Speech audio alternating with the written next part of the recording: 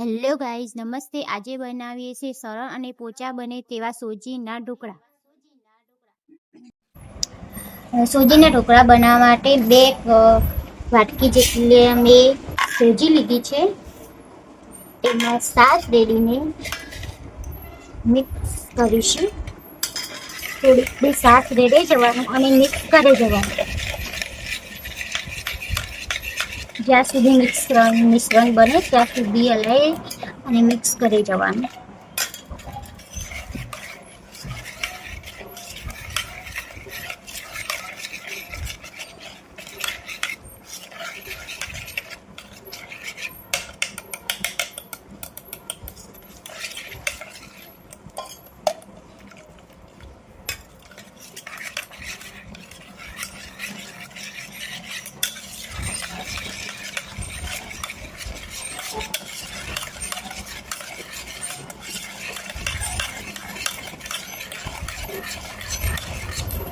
જ્યાં સુધી પૂરી સોજી પલળી ના જાય ત્યાં સુધી મિક્સ કરી જવાનું.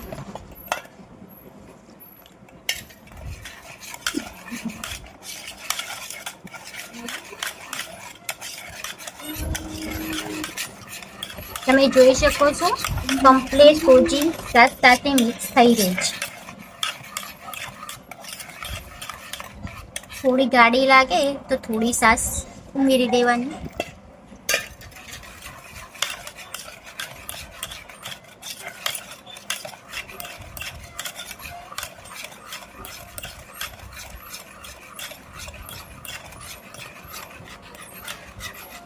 એમાં થોડું મીઠું સ્વાદ અનુસાર ઉમેરી દેવાનું.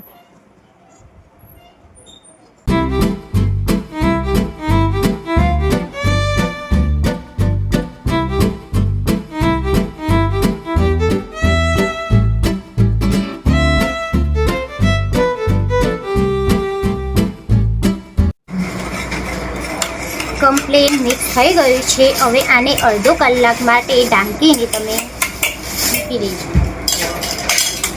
હવે ઢાંકીને મૂકી દઈશું અને ઈનો છે એને છેલ્લે બનાવતી વખત નાખવાનું છે. ઈનો સાથે મિક્સ થઈ ગયું છે, તમે જોઈ શકો છો. હવે મૂકી દઈશું સાઈડમાં અને એક લઈશું થાળીમાં તમે તેલનો સંટાવ કોરેમોર સંટાવ કરી દેવાનો. સંટાવ થઈ જાય એટલે કોરેમોર કિનારે પર તેલ લાગી જાય તેવી રીતે થાળીને કોરેમોર ફેરવી દેવાની. તમે જોઈ શકો છો થાળીમાં કમ્પ્લીટ કોરેમોર તેલ લગાવી દીધેલું છે.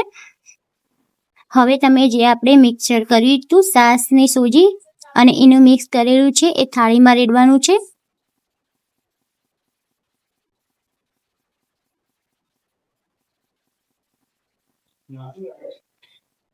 કમ્પ્લીટ રીતે થાળીમાં રેડાઈ ગઈ છે. હવે બસ કમ્પ્લીટ સીધી રીતે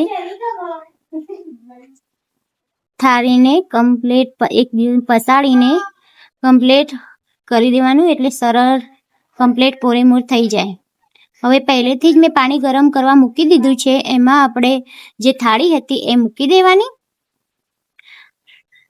કમ્પ્લીટ સેટ કરી દેવી છે. હવે એક થાળીમાં મેં કોટનનો રૂમાલ બાંધીને તૈયાર કર્યો છે એ ઢોકી દેવાનું. તેના લીધે વરાળનું પાણી અંદર ઢોકળામાં પડી ના જાય.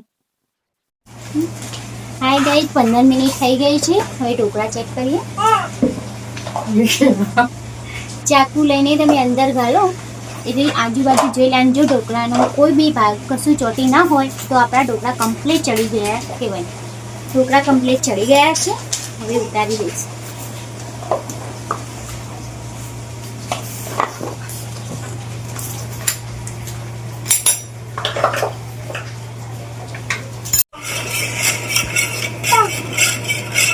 એક ગોન તૈયાર થઈ ગઈ છે. હવે આપણે હળદરવાળા બનાવીશું.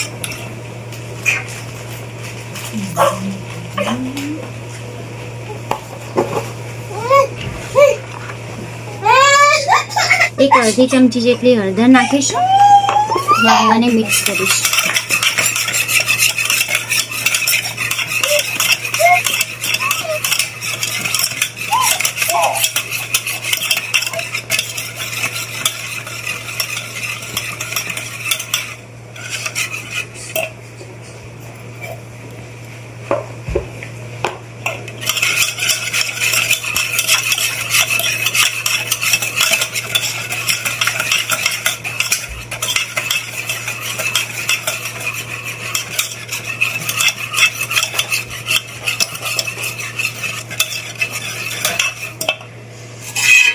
થાળીમાં મેં પહેલેથી તેલ લગાવી દીધું છે.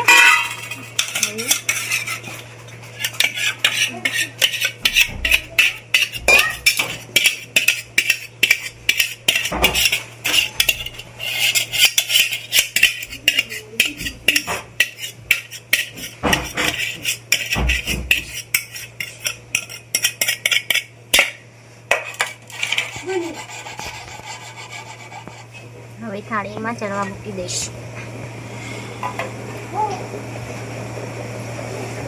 15 મિનિટ સુધી તેને ઢાંકીને મૂકી દઈશ. એ છે હવે ઢોકળા ચેક કરીશું. 15 વાર ઢોકળા તૈયાર થઈ ગયા છે. તમે જોઈ શકો છો બંને બાજુ નથી ચડતું. હવે એને ઉતારી દઈશ.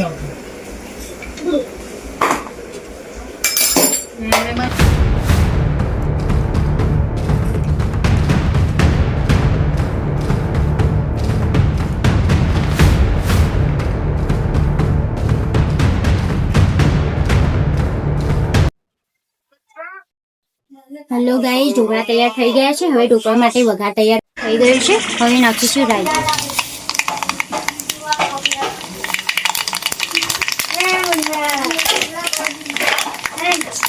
હવે એમાં જીરું નાખીશું.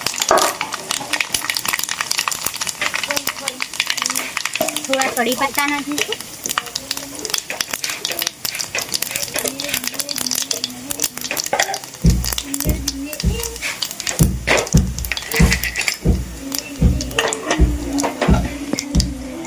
મરચાં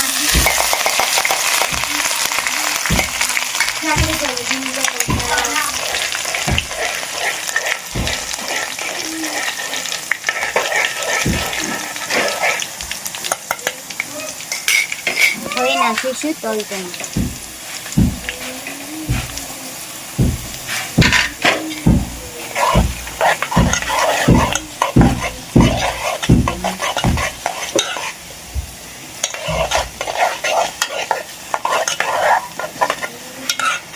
વઘાર તૈયાર થઈ ગયું છે.